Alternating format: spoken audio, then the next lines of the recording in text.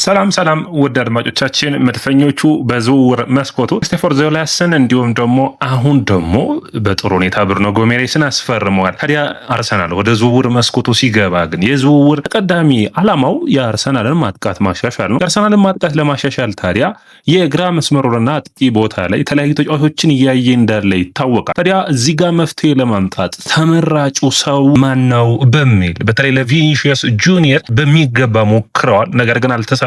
በእንግሊዝ ፕሪሚየር ሊግ ታሪክ ቀርቦ የማያውቅ ዋጋ ነው ያቀረቡለት። ያም እንግዲህ ውጤታማ ሳይሆን ቀርቷል።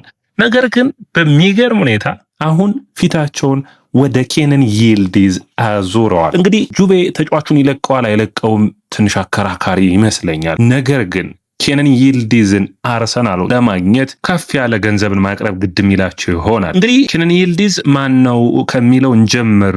ይህንን ተጫዋች እንግዲህ በተለይ የጣሊያን ሴሪያ የምትመለከቱ ተጫዋቾች ወይም የምትመለከቱ አድማጮቻችን ካላችሁ በጣም እርግጠኛ ሆኜ ስለዚህ ተጫዋች ብዙ እውቀት ይኖራቸዋል። የ21 ዓመቱ የቱርክ ብሔራዊ ቡድን ለጁቬንቱስ ደግሞ አዲሱ ዴል ፒየሮ ነው የሚሉት 10 ቁጥር ማሊያን ያደርጋል። በጣም የሚገርም የውድድር ዓመትን ባለፈው የውድድር ዓመት አሳልፏል። 10 ጎልና 6 አሲስቶችን ማድረግ ችሏል። በነይታ ይህ ተጫዋች በሚቀጥሉት ዓመታቶች ውስጥ ባላንዶር የማሸነፍ አቅም ያለው ነው። ኬነን ይልዲዝ 21 ዓመቱ ላይ መገኘቱ 1.87 ነው ቁመቱ። የአጥቂ አማካኝ መስመሩን በሚገባ መሸፈን የሚችል ተጫዋች ነው። አርሰናሎች ከዚህ ተጫዋች የተለየ ብቃትን የሚያገኙ ይሆናል። እስካሁን ድረስ ለቱርክ 31 ጨዋታዎችን አድርጎ 5 ጎሎችን ማስቆጠር ችሏል። እንግዲህ የባየር ሙኒክ የአካዳሚ ውጤት ነው። ከዛ ውጭ ከ19 ዓመት በታች የባየር ሙኒክ አምበል ነበር፣ የታዳጊ ቡድኑ ማለት ነው። ወደ ጁቬንቱስ በ2022 ነው መሄድ የቻለው። በጁቬ ቤት ምርጥ የውድድር ዓመትን ማሳለፍ ችሏል። ያለፉትን ዓመታቶች ማለት ነው። ኮፓ ኢታሊያን 2024 ላይ ማሸነፍ ችሏል። እንግዲህ በሴሪያው ደግሞ ቤስት ከ23 ዓመት በታች ካሉ ተመርጧል። ከዛ ውጭ በ26 ደግሞ ራይዚንግ ስታር የሚሉ ሽልማቶችን ማግኘት ችሏል። ስለዚህ ተጫዋች ስናወራ የተለያዩ አይነት ጥንካሬዎች፣ የተለያዩ አይነት ደካማ ጎኖች አሉት። ነገር ግን በኔ እይታ አርሰናል በአውሮፓ ቻምፒዮንስ ሊግ ፍጻሜ እንዲሁም ደግሞ በሌሎች ውድድሮች ላይ ጫፍ ደርሶ ዋንጫዎችን በፍጻሜ ጨዋታ ላይ ለውጦችን የሚያመጡለትን ተጫዋቾች ይፈልጋል። ታዲያ ይህ ተጫዋች በሚገባ ያንን መስጠት የሚችል ነው። አንደኛ አርሰናል ተጫዋቾች ውስጥ የሌለ ከግራ መስመሩ ማለት ነው በጣም ድሪብል ማድረግ ላይ ጎበዝ ነው። ስለዚህ ቡድኖች ወደኋላ ካፈገፈጉ በሚገባ ድሪብል ማድረግ ይችላል። በጣም ጠንካራ ሰራተኛ ነው። በሚገባ ለአርሰናል በጣም የሚያግዘው ነው የሚሆነው።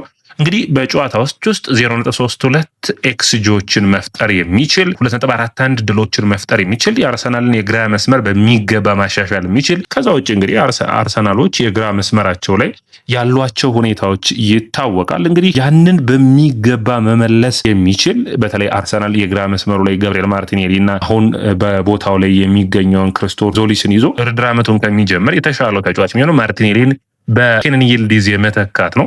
እንግዲህ አርሰናሎች ይህንን ተጫዋች የማይሸጥ ነው ተብለዋል። ነገር ግን ትክክለኛ ዋጋን የሚያቀርቡ ከሆነ 117 ሚሊዮን ፓውንድ ድረስ ማቅረብ የሚችሉ ከሆነ በጣም አስፈላጊውና ወሳኙ ተጫዋች ይሆናል። እንግዲህ አርሰናል በዝውውር መስኮቱ ላይ የዚህን ቦታ ችግር ለመቅረፍ እንግዲህ የተለያዩ ተጫዋቾችን ፈልጎ ነበር። ሞርጋን ሮጀርስን 117 ሚሊዮን ፓውንዶችን አልከፍልም በማለት ነው ከዛ ዝውውር የወጣው። ነገር ግን መርሳት የሌለባችሁ ሞርጋን ሮጀርስ በጣም የተለየ በፕሪሚየር ሊጉ ልምድ ያለው ተጫዋች እንደሆነ በጣም ጥሩ ቢሆንም አርሰናል የሚፈልገው ግን አይነት ተጫዋች ነው ወይ የሚለው አከራካሪ እንደነበር የምታውቁት ነው። በ10 ቁጥር ወይስ ግራ መስመር ይሰለፋል የሚለው ኬነን ይልዲዝ የተሻለ ድሪብለር ነው አርሰናል ከሚፈልገው አንጻር እንጂ ሁለቱን ተጫዋቾች እያወዳደርኩ አይደለም።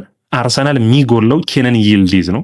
ቪኒሺየስ ጁኒየርን ቢያገኝ ደግሞ የተሻለ የሚሆነው ድሪብል የሚያደርግ የተለያዩ አይነት ተጫዋቾች ማለት ነው። ድሪብል ማድረግ ለምሳሌ በሁለት ተከላካይ የሚያቆሙት ከሆነ የተሻለ ደግሞ ዞሊስ ኳሶችን ማሻማት የሚችል ከሳጥን ውጭ ሹት የሚያደርገውን ማምጣት የሚቻል ይሆናል። ከገብርኤል ማርቲኔሊ ጋር ባለፈው ውድድር ዓመት ለምሳሌ ብናወዳድረው ገብርኤል ማርቲኔሊ 3 ጎል እና 5 አሲስት ብቻ ነው የነበረው። ይህ ተጫዋች ግን 16 የጎል ተሳትፎዎች ነበሩት። በጨዋታ ውስጥ 2.41 ድሎችን መፍጠር የሚችለው ኬነን ይልዲዝ ገብርኤል ማርቲኔሊ ጋር በጣም በልዩነት የሚነሳ ነው። ይልዲዝ እንግዲህ በጣም በሚገርም ሁኔታ ወደ አድማጮቻችን በዘመናዊ እግር ኳስ ውስጥ በተለይ ቱርክ ብሔራዊ ቡድን ውስጥ አርዳ ጉለርን እና እንዲሁም ደግሞ ኬነን ይልዲዝን ማያውቅ የለም። በጣም ጥሩ ፐርፎርማንሶች አሉት። ነገር ግን ቁጥራዊ መረጃዎችን ስኪን እንግዲህ ባለፈው ውድድር ዓመት 36 ጨዋታዎችን አድርጎ 33ቱን ቋሚ ሆኖ ጀምሯል። 2838 ደቂቃዎችን መጫወት ችሏል። 10 ጎልና 6 አሲስቶችን ማከናወን የቻለበት 15 እድሎችን መፍጠር የቻለበት 88.7% ደግሞ ፓስ አኪዩሬሲ የነበረው 55.6 ሰክሰስ ሬት የነበረው ከፓሶቹ መካከል ዱዋሎችን የማሸነፍ አቅም ያለው አቨሬጅ ሬቲንጉ በጨዋታዎች 7.5 የሆነ በጣም ጥሩ የሚባል ብቃት ያለው ነው። በተለይ ድሪብሊንጉ ትልቁ ጥንካሬው ነው። አድማጮቻችን ድሪብል ሲያደርግ ደግሞ የምሩን ድሪብል ያደርጋል። በጨዋታዎች ውስጥ ልዩነት መፍጠር የሚችል 2-3 ተጫዋቾችን አልፎ ማለፍ የሚችል በጣም አስገራሚ አስደናቂ ተጫዋች ነው። ከዚህ በፊት ቸልሲ፣ ከዚህ በፊት ሪያል ማድሪድ ተጫዋቹን ለማስፈረም ፈልገው ነበር። ነገር ግን ድሪብል ማድረግ ብቻ አይደለም አድማጮቻችን፣ የተሟላ ተጫዋች ነው አድማጮቻችን። ይህ የግራ መስመሩን ከአርሰናል ማጥቃት ጋር በሚገባ ማጣመርና ማጣበቅ የሚችል ነው። ለሌሎች ተጫዋቾች እድሎችን መፍጠር በቀላሉ የሚችል ተጫዋች ነው። አድማጮቻችን በጣም ጨራሽ ነው። በተለይ ከሳጥን ውጭ ሾት የማረጋገሙ ሳጥን ውስጥ በጣም የተለየ ክህሎት ያለው ነው። እንግዲህ ይህንን ተጫዋች ታዲያ ለአርሰናል ያጫወት ስታይል ይሆናል አይሆንም እንግዲህ የሚለው ትልቁ ጥያቄ ቢሆንም ወጥነት ጥያቄዎችም ይነሱበታል። አምና ግን በወጥነቱን አሳይቷል። የአየር ላይ ዱዋሎችን በሚገባ ማሻሻል የሚጠበቅበት ነው። ነገር ግን አርሰናል በዚህ ረገድ በጣም የሚደነቅ ፐርፎርማንሱን ማሻሻል የሚችል ይመስለኛል። አድማጮቻችን ስለ ይልዲዝ ስናወራ እንግዲህ 2-3 ሁኔታዎችን በሚገባ ማየት ያለብን ይመስለኛል። አንደኛ አርሰናል ከፍተኛ ክፍያ ቢከፍለውም ለዚህ ተጫዋች ከፍተኛ ደሞዝን የመክፈል ግዴታ ውስጥ ላይ ወድቅ ይችላል አርሰናል አሁን ካለበት ደሞዝ አንጻር። ስለዚህ አንዱ በጣም ዝውውሮች ላይ ትልቅ ተጽዕኖ የሚጨምር ነው። አርሰናል ለምሳሌ ኒኮ ዊሊያምስን ቢያስፈርም 300 ሺህ ነው የሚከፈለው። አድማጮቻችን ወደ ቡድን ለመሳብ ምን ያክል ልከፍተው ትችላለህ? ይህንን ተጫዋች ግን 200 ሺህ አርሰናል ቢከፍለው በደስታ የሚመጣበት እድል ያለ ነው።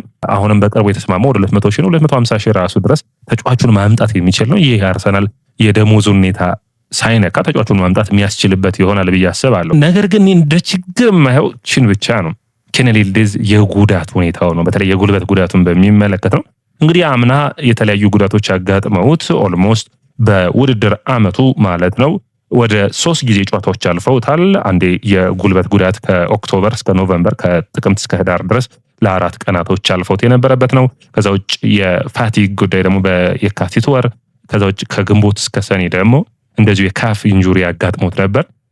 ነገር ግን አሁንም እንደ ትልቅ የሚነሳው እንግዲህ ቶሎ ሪከቨር የማድረግ አቅም አለው። ነገር ግን ጠንካራው ነው የመመለስ ብቃቱ ጥንካሬው ቢሆንም ነገር ግን ተመሳሳይ የሆነ የጉልበት ጉዳቶች አሉበት። እንግዲህ ትንሽ እዚህ ላይ ትንሽ ጥንቃቄ የሚወሰድ ይሆናል ብዬ አስባለሁ። ነገር ግን የጤና ቡድኑ ከኔ በላይ ስራቸው የሆነ የአርሰናል ጤና ቡድኑ አለውና በሚገባ የሚያጤኑበት ይሆናል ብዬ አስባለሁ። እዚህ ላይ በሚገባ ሊታሰብበት የሚጠበቅ ይሆናል። አርሰናል ለተጫዋቹ 100 ሚሊዮን ዩሮዎችን ያቀርባል ተብሎ ይታሰባል።